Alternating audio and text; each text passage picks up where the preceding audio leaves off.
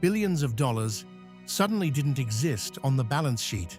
A major Brazilian company exposed a massive financial gap, sending shockwaves through banks and investors. So how did this happen? And why were some of Brazil's biggest banks involved? At the center of this story is a company whose name, once associated with trust and growth, now echoes with controversy. This is not just a tale of retail missteps, it's a saga of interconnected financial networks. The company, one of Brazil's largest in its sector, had seemingly been a beacon of retail success. But lurking beneath the surface was a fragile financial structure. The company's story is intimately tied to the financial institutions that supported its growth. Among these were Brazil's financial titans, banks that had lent billions in loans, driven by the promise of lucrative returns. These relationships were the lifeblood of the company's rapid expansion. But with great exposure comes great risk. As the company expanded, it opened hundreds of stores across the nation and ventured into the burgeoning world of e-commerce. Its growth strategy was ambitious, driven by an insatiable appetite for credit and supplier financing. This is a common practice in the retail world, where cash flow management is critical. The company's balance sheet reflected a model of modern retail success: robust sales, a broad footprint, and a seemingly healthy financial statement. Banks were eager to extend credit, fueling the company's growth engine with the assurance of future profitability. Suppliers, too, joined the chorus, extending lines of credit, confident in the company's ability to pay down its obligations. This web of financial relationships spun a narrative of stability and growth.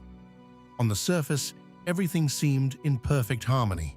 However, as with many such stories, the devil was in the details. The company's financial filings, while comprehensive, masked underlying vulnerabilities.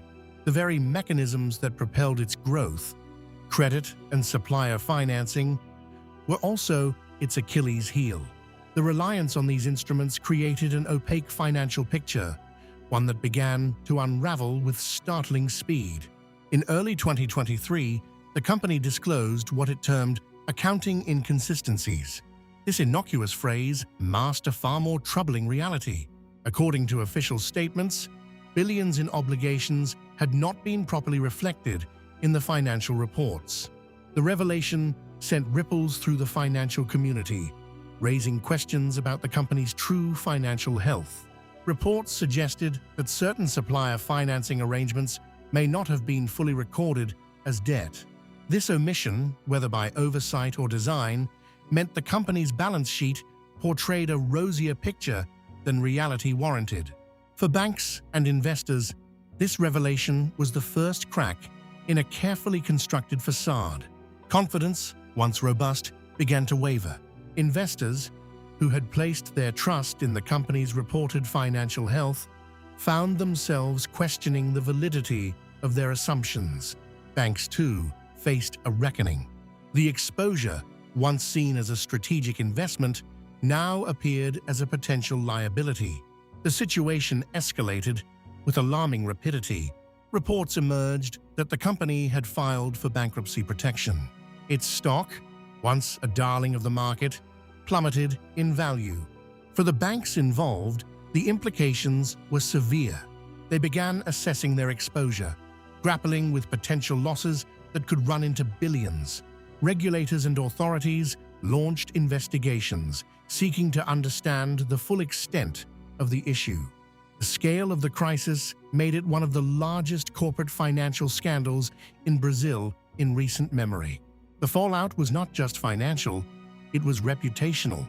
It called into question the oversight mechanisms in place and the reliability of financial disclosures.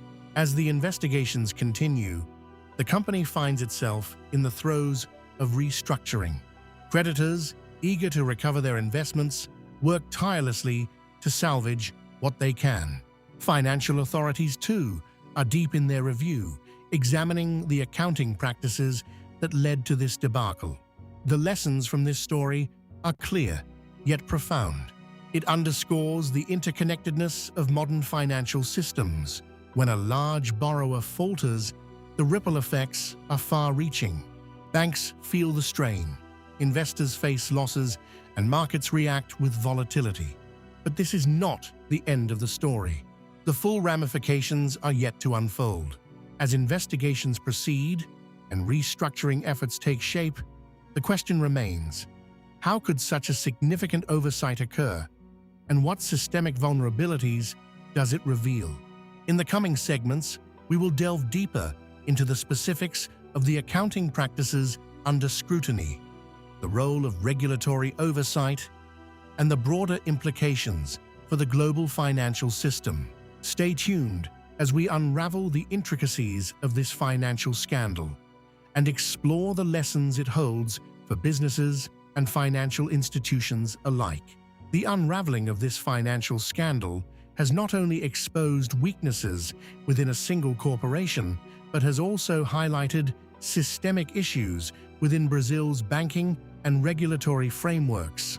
As the investigation deepens, more stakeholders find themselves under scrutiny, from the executives who orchestrated the company's financial strategies to the auditors who failed to raise alarms. At the heart of the controversy is a complex network of financial arrangements known as supplier financing. This mechanism, while not inherently problematic, can obscure the true nature of a company's liabilities. In this case, these arrangements were reportedly used to keep certain debts off the balance sheet, creating an illusion of financial health that misled banks, investors, and regulators alike. The responsibility for oversight extends beyond the company itself. The accounting firms involved in auditing its books are now facing questions about their role in the scandal. Auditors are expected to serve as gatekeepers of financial integrity, yet in this instance, critical inconsistencies slipped through the cracks. This has sparked a wider debate about the effectiveness of current auditing practices and the potential need for more stringent regulations. Meanwhile, the impact on Brazil's financial landscape was swift and severe. Major banks found themselves grappling with significant potential losses, prompting a re-evaluation of their credit assessment processes. This has caused a ripple effect, leading to tighter credit conditions as financial institutions become more cautious in extending loans. The repercussions have been felt across the economy, affecting businesses and consumers alike. The scandal has also drawn attention to the regulatory bodies tasked with overseeing corporate practices. In Brazil, the Comissão de Valores Mobiliários, CVM, and the Central Bank have initiated their own investigations. These institutions are now under pressure to not only uncover the full extent of the scandal, but also to implement reforms that can prevent such occurrences in the future.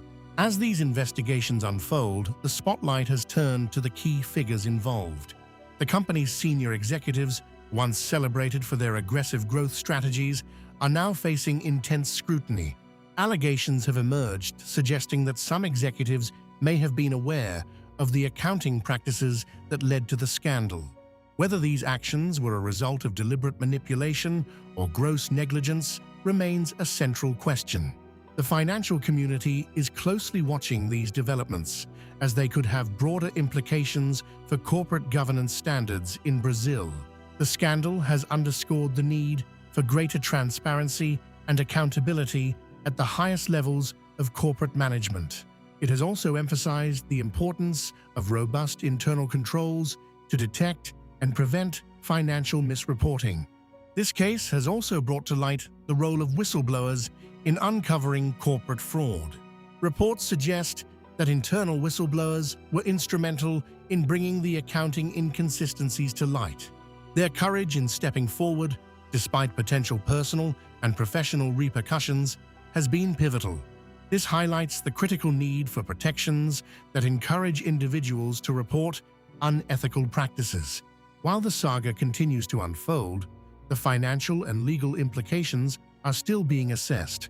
The outcome of the investigations will likely set important precedents for future cases. Investors are keenly interested in these developments as they will shape corporate accountability. There is also a growing discourse around the role of financial literacy among investors. The scandal has shown how crucial it is for individuals to understand corporate financial statements. As a result, there is an increasing push for more comprehensive financial education.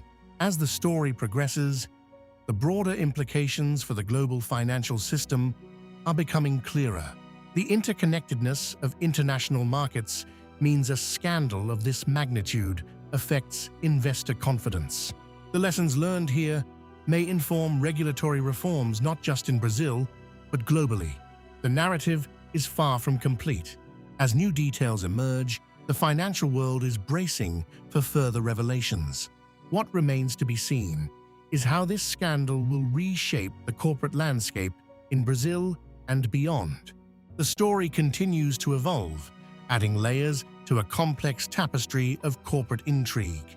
As the investigation pushes forward, the Brazilian government has begun drafting new regulations. These measures are intended to close loopholes that allowed financial discrepancies to go unnoticed. Discussions have been initiated around enhancing the transparency of supplier financing arrangements. Internationally, financial watchdogs are observing Brazil's response with keen interest. The scandal has ignited a worldwide dialogue about corporate accountability. Many countries are reassessing their own regulatory frameworks in response. The importance of cross-border cooperation among financial regulators has been underscored, emphasizing the need for a unified approach to prevent similar crises. In the midst of this chaos, ordinary investors who trusted the company's growth narrative are left grappling with significant losses. Many have called for a stronger investor protection framework, demanding that companies be more accountable to their shareholders. The Brazilian stock market, still recovering from the initial shock, is slowly regaining its footing, though investor confidence remains fragile. Meanwhile, the company's restructuring efforts continue, with new leadership at the helm attempting to steer it back to stability. They face the daunting task of rebuilding trust with stakeholders while navigating the financial and legal challenges that lie ahead. As the final pieces of this intricate puzzle fall into place, the scandal serves as a stark reminder of the vulnerabilities within the global financial system. It highlights the critical need for vigilance, transparency, and ethical conduct in corporate affairs.